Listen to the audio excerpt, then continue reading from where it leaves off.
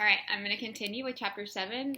I'm just posting it in a separate video, but I'm going to post them both at the same time. So if you didn't hear Chapter 6, go back and listen to Chapter 6, and then come back to Chapter 7, because you're definitely going to want to know what happens next. Chapter 7 is called A Message Full of Holes. It was the printing that sparked Lena's curiosity. It was not handwriting, or if it was the neatest, most regular handwriting she had ever seen. It was more like the letters printed on cans of food or along the side of pencils.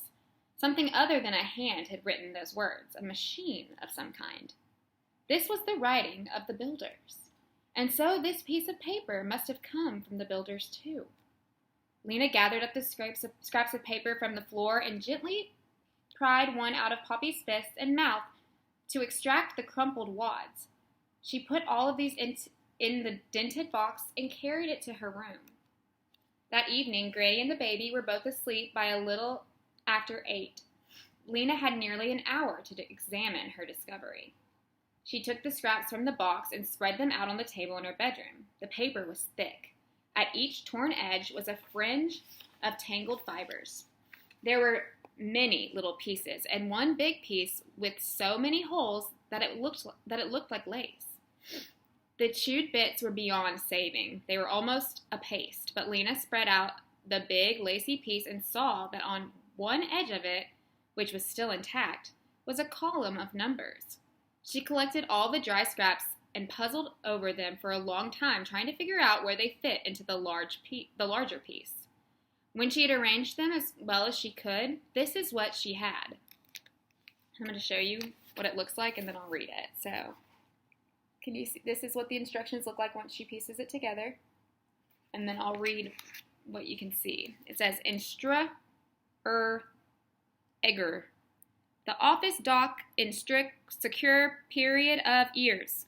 Prepara made for Inha city. As follow. 1. Except Riv Ip Orc. 2. Stone marked with E by R Dig. 3. Added down in Iverb ink to edge apra 8 low. 4. Axe to the what fine door of Bo Cur. Key hind small steel pan the right.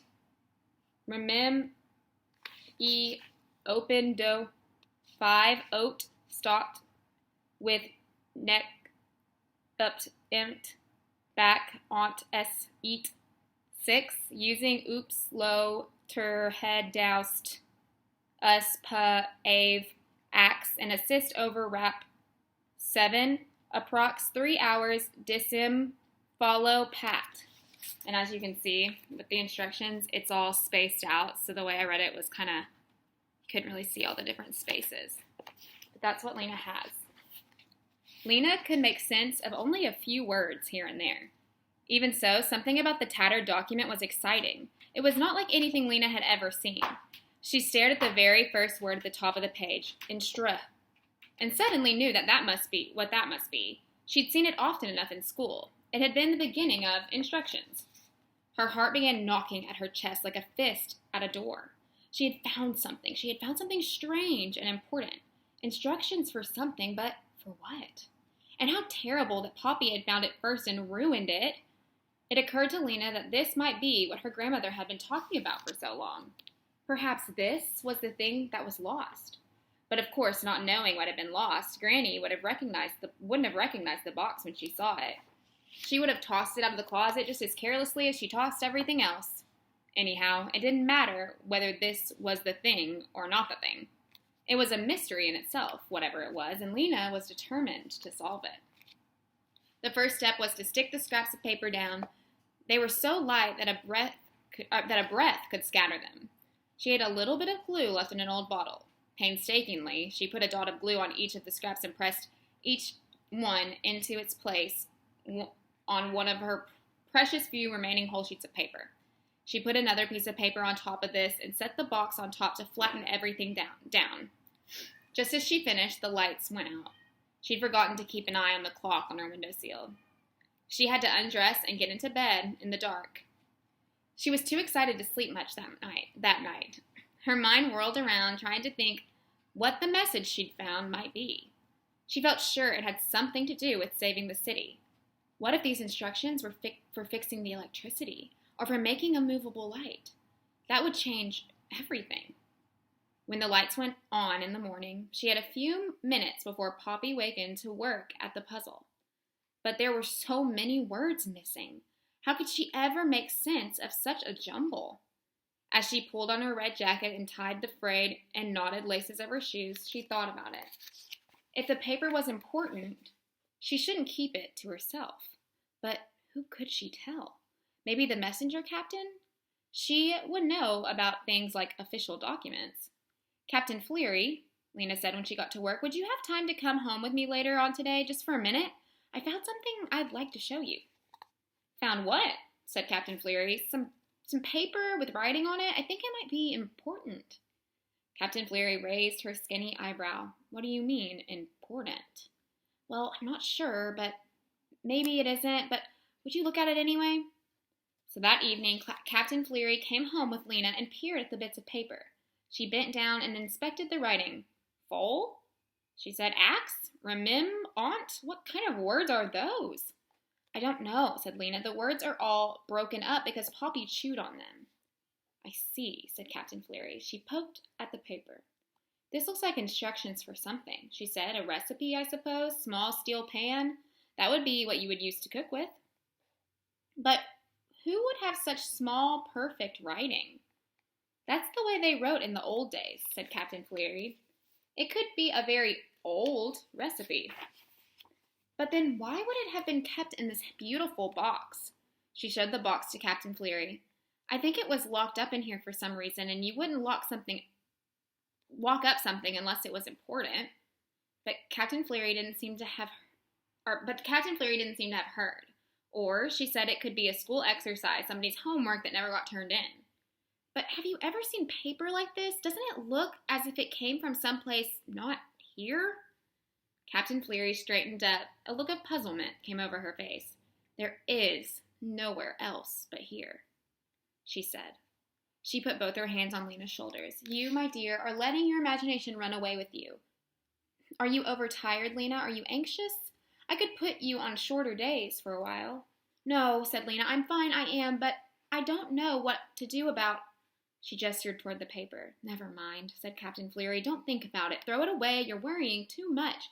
I know. We all are. There's so much to worry about, but we mustn't let it unsettle us. She gave Lena a long look. Her eyes were the color of dishwater. Help is coming, she said. Help? Yes, coming to save us. Who is? Captain Fleary bent down and lowered her voice, as if telling a secret. Who built our city, dear? The builders, said Lena. That's right, and the builders will come again and show us the way. They will? Very soon, said Captain Fleary. How do you know? Captain Fleary straightened up again and clapped a hand over her heart. I know it here, she said. I've seen it in a dream. I've seen all of us, all the believers.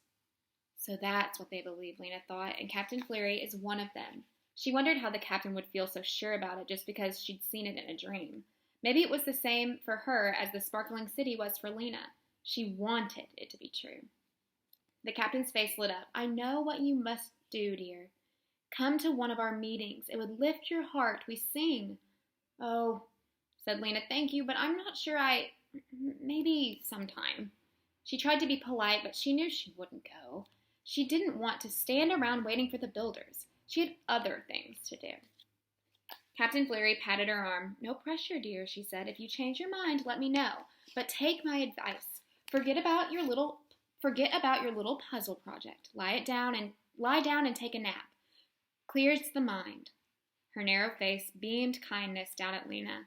You take tomorrow off, she said. She raised a hand goodbye and went down the stairs. Lena took advantage of her day off to go to the supply depot to see Lizzie Biscoe. Lizzie was quick and smart. She might have some good ideas. At the supply depot, crowds of shopkeepers stood in long, disorderly lines that stretched out the door. They pushed and jostled and snapped impatiently at each other. Lena joined them, but they seemed so frantic that they frightened her a little. They must be very sure now that the supplies are running out, she thought, and they're determined to get what they can before it's too late. When she got close to the head of the line, she heard the same conversation several times. "Sorry," the clerk would say when a shopkeeper asked for 10 packets of sewing noodles or a dozen drinking glasses or 20 packages of light bulbs. "There's a severe shortage of that item. You can only have one."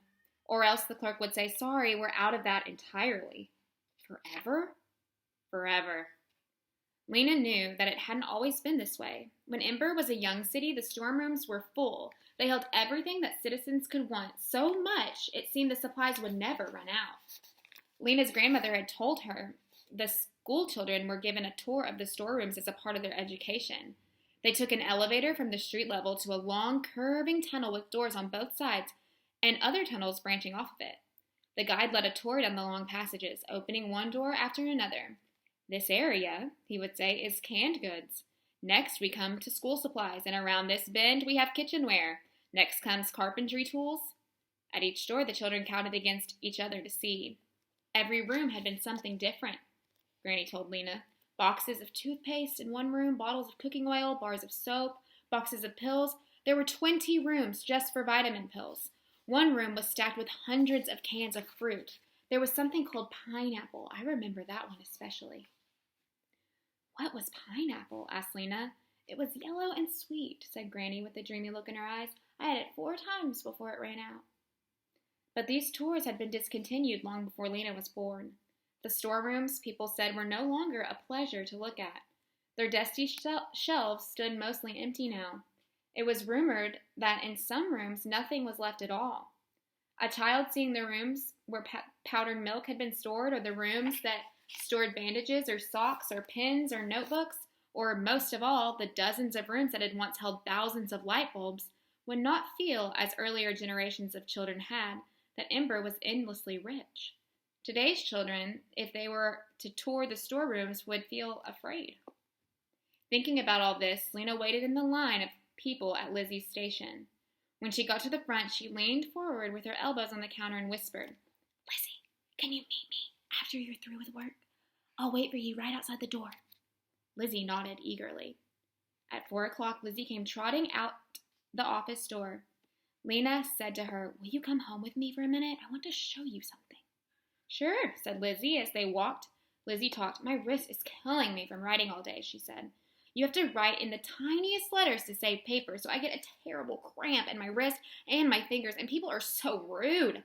Today they were worse than ever. I said to some guy, 'You can't have 15 cans of corn, you can only have 3. And he said, 'Look, don't tell me that. I saw plenty of cans in the Pot Street market just yesterday.' And I said, 'Well, that's why there aren't so many left today.' And he said, 'Don't be smart with me, carrot head.' But what am I supposed to do? I can't make cans of corn out of thin air." They passed through Harkin Square, around the Gathering Hall, and down Roving Street, where 3 of the floodlights were out, making a cave of shadow. "Lizzie," said Lena, interrupting the flow of talk, "is it true about the light bulbs?" "Is what true?" "That there aren't very many left?" Lizzie shrugged. "I don't know. They hardly ever let us go downstairs into the storerooms. All we see are the reports that carriers turn in. How many forks in room 1146, how many doorknobs in 3291, how many children's shoes in 2249. But when you see the report for the light bulb rooms, what does it say?" "I never get to see that one," said Lizzie. "That one and a few others, ones like vitamin report, only a few people can see." "Who?" "Oh, the mayor, and of course old Flabface."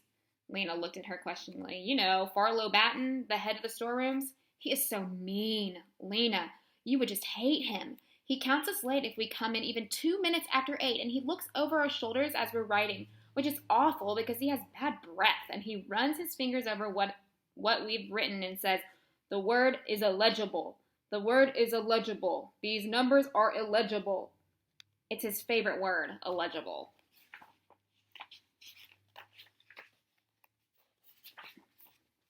When they came to Lena Street, Lena ducked her head into the door of the yarn shop and said hello to Granny, and then they climbed the stairs to the apartment. Lizzie was talking about how hard it was to stand up all day, how it made her knees ache, how her shoes pinched her feet. She stopped talking long enough to say hello to Evelyn Murdo, who was sitting by the window with Poppy on her lap, and then she began again as Lena led her into her bedroom. "Lena, Where were you when the big blackout came? She asked. But she was right on without waiting for an answer. I was at home, luckily, but it was scary, wasn't it? Lena nodded. She didn't want to talk about what had happened that day. I hate those blackouts, Lizzie went on. People say there's going to be more and more of them, and that someday... She stopped, frowned, and stared again. Anyway, nothing bad happened to me after that. I got up and figured out a whole new way to do my hair. It seemed to Lena that Lizzie was like a clock wound too tightly and running too fast. She'd always been a little this way, but today she was more so than ever. Her gaze skipped from one spot to another, her fingers twiddled with the edge of her skirt. She looked paler than usual, too. Her freckles stood out like little smudges of dirt on her nose. Lizzie, said Lena, beckoning toward the table in the corner of her room, I want to show you. But Lizzie wasn't listening. You're so lucky to be a messenger, Lena, she said. Isn't it fun? I wish I could have been one. I would have been so good at it. My job is so boring. Lena turned and looked at her. Isn't there anything you like about it? Lizzie pursed her lips in a tiny smile and looked sideways at Lena. There's one thing, she said. What? I can't tell you. It's a secret. Oh, said Lena, then you shouldn't have mentioned it at all, she thought. Maybe I'll tell you someday, said Lizzie. I don't know. Well, I like my job, said Lena, but I wanted to talk to you about what I wanted to talk to you about was what I found yesterday. It's this. She lifted the box away and took up the piece of paper covering the patched together document. Lizzie gave it a quick look. Is it a message someone gave you that got torn up? No, it was in our closet. Poppy was chewing on it. That's why it's torn up, but look at the writing on it. Isn't it strange? Uh-huh, said Lizzie. You know who has beautiful handwriting? Mila Boone. Who works with me. You should see it. It's got curly tails on the Y's and the G's and fancy loops on the capital letters. Of course, Flabface hates it. He says it's illegible. Lena slid the piece of paper back over the pasted down scraps. She wondered why she had thought Lizzie would be interested in what she found. She'd always had fun with Lizzie, but their fun was usually with games, hide and seek, tag, the kind of games where you run and climb. Lizzie had never been much interested in anything that was written on paper. So Lena quietly put the document back in its place, and then she sat down with Lizzie on the floor. She listened and listened until Lizzie's chatter ran down. I'd better go, said Lizzie. It was fun to see you, Lena. I miss you. She stood up. She fluffed her hair. What was it you wanted to show me? Oh, yes, that fancy writing. Really nice. Lucky you to find it. Come and see me again soon, all right? I get so bored in that office. Lena made beet soup for dinner that night, and Poppy spilled hers and made a red lake on the table. Granny stared into her bowl, stirring and stirring the soup with her spoon, but she didn't eat. She didn't feel quite right, she told Lena. After a while, she wandered off to bed. Lena cleaned up the kitchen quickly. As soon as her chores were out of the way, she could get back to studying her document. She washed Poppy's clothes. She sewed on the buttons that had come off of her messenger jacket. She picked up the rags and sacks and boxes and bags that Granny had tossed out of the closet, and then by the time she had done all this and put Poppy to bed, she still had almost half an hour to study the fragments of paper. She sat down at her desk and uncovered the document. With her elbows on either side of it and her chin resting on her hands, she pored over it. Though Lizzie and Captain Fleary had paid no attention, Lena still thought this torn-up page must be important. Why else would it have been in such a cleverly fastened box? Maybe she should show it to the mayor, she thought reluctantly. She didn't like the mayor. She didn't trust him either. But if this document was important to the future of the city, he was the one who should know about it. Of course, she couldn't ask the mayor to come to her house.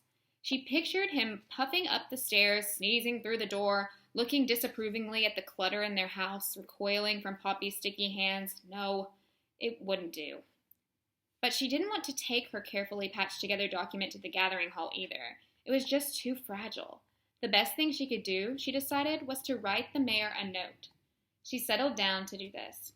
She found a fairly unspoiled half piece of paper, and using a plain pencil, she wasn't going to waste her colored ones on the mayor, she wrote, Dear Mayor Cole, I have discovered a document that was in the closet.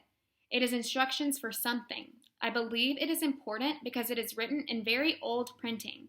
Unfortunately, it got chewed up by my sister, so it is not all there, but you can still read some bits of it, such as marked with E, find door of small steel pan. I will show you this document if you want to see it. Sincerely yours, Lena Mayfleet, Messenger, 34 Quilliam Square. She folded the note in half and wrote Mayor Cole on the front. On her way to work the next morning, she took it to the gathering hall. No one was sitting at the guard's desk, so Lena left the note there, placed so that the guards would see it when he arrived. Then, feeling that she had done her duty, she went off to her station. Several days went by. The messages Lena carried were full of worry and fear. Do you have an extra baby drink? I can't find it at the store. Have you heard what they're saying about the generators? We can't come tonight. Grandpappy, he won't get out of bed. Every day when she got home from work, Lena asked Granny, did a message come from me? But there was nothing. Maybe the mayor hadn't gotten her note. Maybe he'd gotten it and paid no attention. After a week, Lena decided she was tired of waiting. If the mayor wasn't interested in what she'd found, too bad for him. She was interested. She would figure it out for herself. Twice during the week, when Poppy and Granny were both asleep, she had a little free time. She spent this time making a copy of the document in case anything happened to the fragile original. It had taken her a long time. She used one of her few remaining pieces of paper, an old label slightly torn from a can of peas.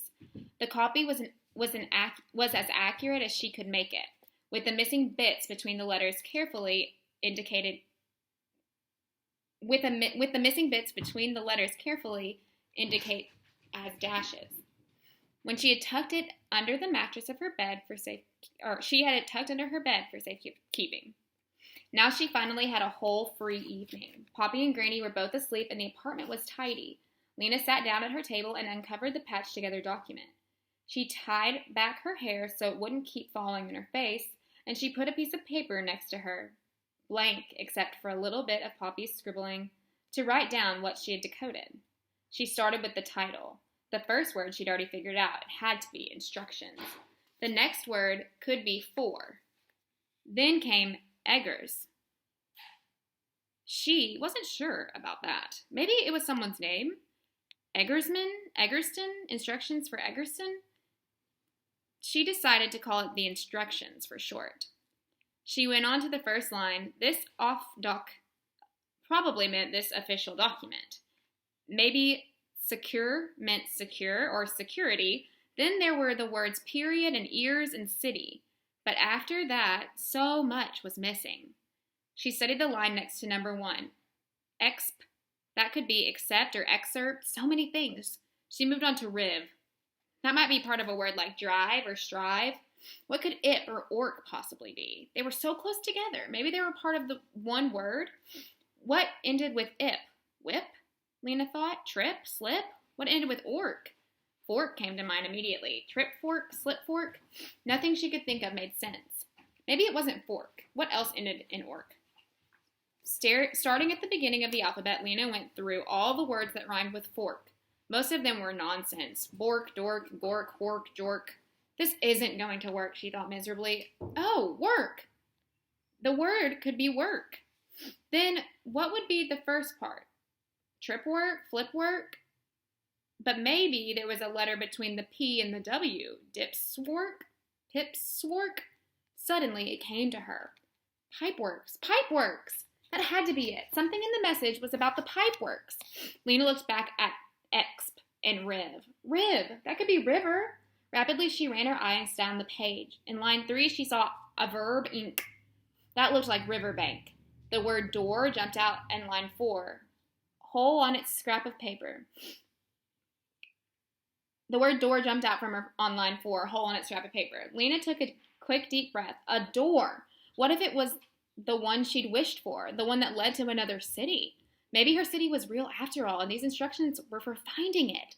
She wanted to leap from her chair and shout. The message had something to do with the river, a door, and the pipeworks. And who did she know who knew about the pipeworks? Dune, of course.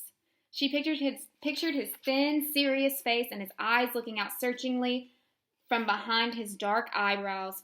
She pictured how he used to bend over his work at school, holding his pencil in a hard grip, and how during free time he was usually off by himself in the corner studying a moth or a worm or a taken-apart clock. That was one thing at least that she liked about Dune. He was curious. He paid attention to things.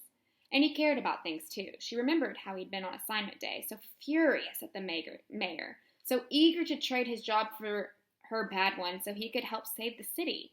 And he'd taken Poppy inside his father's shop on the day of the blackout so she wouldn't be afraid.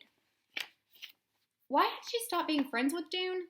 She vaguely recalled the incident of the light pole. It seemed silly now and long ago. The more she thought about Dune, the more it seemed he was the very person, the only person, who might be interested in what she'd found. She placed the plain sheet of paper over the instructions and put the box on top. I'll go and find Dune, she thought. Tomorrow was Thursday, their day off. She would find him tomorrow and ask for his help.